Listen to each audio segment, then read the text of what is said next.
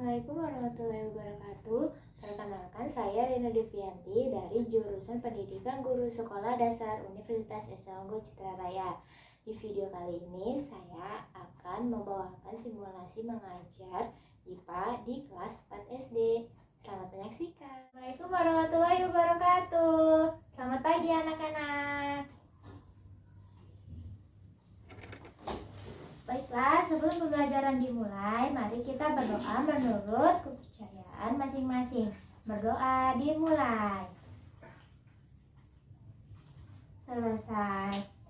Oke, sebelum kita memulai pembelajaran hari ini, siapa yang hari ini tidak masuk? Tidak ada ya? Berarti hari ini mau masuk semua kan? Oke, bagus. Sekarang kita akan belajar tentang bunyi dan hubungan dengan indera pendengaran. Tujuan materi kita hari ini adalah yang pertama, siswa dapat mengaplikasikan bunyi melalui benda padat, cair, dan gas.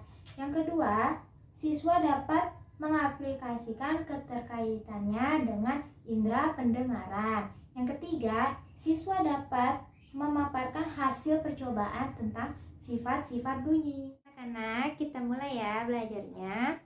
Bunyi dan hubungan indera pendengaran. Kira-kira di sini siapa yang udah tahu apa sih artinya bunyi? Terus gimana hubungannya dengan indera pendengaran? Ayo. Yuk kita bahas sama-sama. Bunyi. Bunyi adalah getaran yang merambat sebagai gelombang akustik melalui media seperti gas, cairan, dan padat. Jadi bunyinya itu bisa dikatakan bentuknya kayak getaran gitu ya. Terus dia berbentuk gelombang akustik. Nanti dia bisa masuk melalui benda padat, benda cair, sama benda gas. Gimana caranya? Yuk kita bahas. Sifat-sifat bunyi, tadi kan ada 3 kan, ada benda padat, benda cair, sama benda gas. Ini yang pertama, perambatan bunyi melalui benda padat. Gimana caranya benda padat kok bisa menghasilkan bunyi? Bunyi dapat merambat melalui benda padat, misalnya pada mainan telepon-teleponan. Nih contoh mainannya. Dulu kan sebelum ada telepon, bisa membuat mainan telepon-teleponan nih. Buatnya gimana? Buatnya dari kaleng. Nih, kalian siapin 2 kaleng. Nah, nanti di bagian bawahnya bisa dilobangin pakai gunting atau pakai cutter ya. Terus dikaitkan benang. Masukin deh benangnya melalui lubang itu. Habis itu diikat. Nah, kalau udah kita bisa mainin deh sama teman kita. Nah, nanti kita tes nih. Kayak nelpon orang, contohnya gimana, halo gitu. Pasti temennya bisa dengar juga apa yang kita ucapkan tadi, karena suara kita dari mulut masuk melalui si kaleng ini. Itulah terjadi kenapa ada bunyi merambat melalui benda padat. Nah, yang kedua, perambatan bunyi melalui benda cair. Bunyi dapat merambat melalui benda cair. Waktu yang diperlukan untuk menempuh jarak dari sumber bunyi ke suatu benda dan kembali ke sumber bunyi lagi.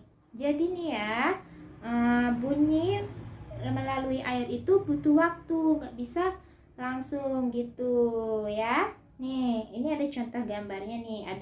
Ada anak lagi ngedengerin bunyi air. Jadi, kalau di air itu kita nungguin waktunya dulu ya. Oke. Yang ketiga, perambatan bunyi melalui gas. Bunyi dapat merambat melalui udara seperti bunyi guntur saat hujan. Ketika tekanan udara menjadi naik turun, lalu tekanan ini berpindah ke tumbukan bagian kecil molekul udara sehingga gelombang bunyi merambat ke segala penjuru dan terdengar dari berbagai arah. Nah, kalau Kalau lagi hujan deras tuh ya, pasti ada apa? Ada kilat, ada guntur. Itu nama lain guntur kan petir tuh. Suka lihat kan, suka denger kan kalau lagi hujan deras tuh. Dia udah hujan deras, terus kilat, baru deh habis itu ada guntur atau petir. Nah, itu kok bisa ada bunyinya? Ya itu tadi, karena dia bunyinya merambat di udara. Jadi ketika tekanan udaranya naik turun, terus nanti tekanannya pindah ke bagian tumbukan molekul yang kecil. Jadi bunyinya bisa merambat ke segala penjuru. Jadinya kita juga bisa ngedengar ya. Nah, sekarang gimana hubungannya dengan indera pendengaran? Kita bisa mendengar itu melalui telinga bukan? Nah, di dalam telinga juga ada organ-organ lainnya, ada jaringan syaraf lainnya. Gimana sih cara kerja telinga? Jadi, bunyi ditangkap oleh daun telinga, masuk ke lubang telinga, lalu menggetarkan gendang telinga, dan diteruskan ke tulang pendengaran telinga, dan diteruskan lagi ke tingkap jorong dan tingkap bundar, lalu diteruskan ke rumah siput, merangsang ke ujung syaraf pendengaran. Setelah itu disampaikan ke otak. Jadi kan tadi sudah dikasih tahu ya, kalau dalam telinga kita itu banyak banget organ-organnya. Jadi dia bunyinya ditangkap oleh daun telinga nih, yang bagian luar telinga kita, daun telinga. Terus dia masuk melewati organ-organ jaringan-jaringan tersebut, nanti disampaikan ke otak kita. Nah, baru deh kita bisa mendengar bunyi dari luar. Jadi gitu ya cara proses kerjanya telinga. Nah, sekarang kita mengerjakan latihan. Ini latihannya dikerjainnya kelompok. Jadi kalian membuat kelompok kecil, nggak usah banyak-banyak.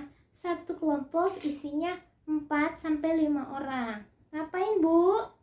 Tugasnya gak susah kok. Ibu mau kalian melakukan uji coba. Tadi kan udah dijelasin tuh sifat-sifat bunyi. Ada dari benda padat, benda cair, benda gas. Jadi nanti kalian pilih aja, mau dari benda padat boleh, mau dari benda cair boleh, mau dari benda gas juga boleh. Nah, jadi kalian bisa dilihat dari PowerPoint Ibu atau dari buku yang kalian punya ya, atau mau cari di internet juga boleh. Nah, nanti kalau udah diuji coba, bisa kalian tulis hasilnya di buku tulis. Lalu nanti kita presentasikan di depan kelas. Jadi nanti kalian di depan kelas tuh maju nih. Misalnya satu kelompok ada 5 orang. Jadi kalian berlima maju, bagi-bagi tugas. Nah, misalnya kalian mau uji coba tentang benda padat. Nah, jadi kalian jelasin deh berlima itu gimana caranya kok bisa ada bunyi melalui benda padat gitu ya. Nanti Ibu kasih waktu. Sekarang kalian buat dulu kelompoknya. Satu kelompok boleh 4-5 orang, oke? Kalau udah, baru kita uji coba.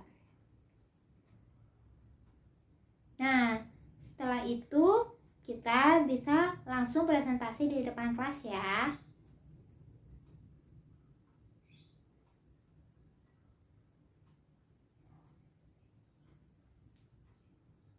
Nah, oke anak-anak, Ibu rasa pelajaran kita sampai di sini dulu ya.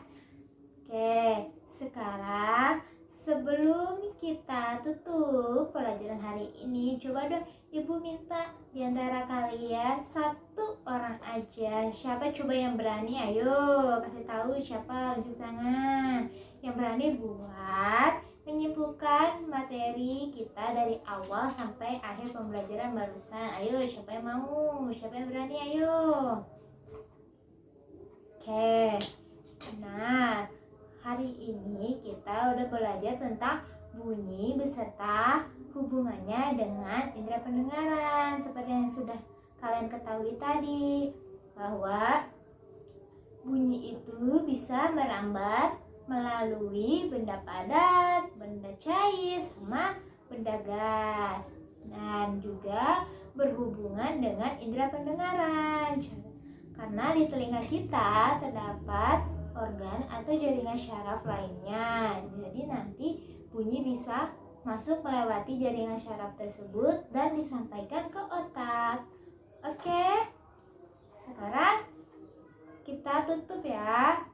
Sebelum kita pulang, mari kita akhiri pembelajaran dengan membaca doa bersama. Baca doa menurut kepercayaan masing-masing, dimulai. Oke, selesai.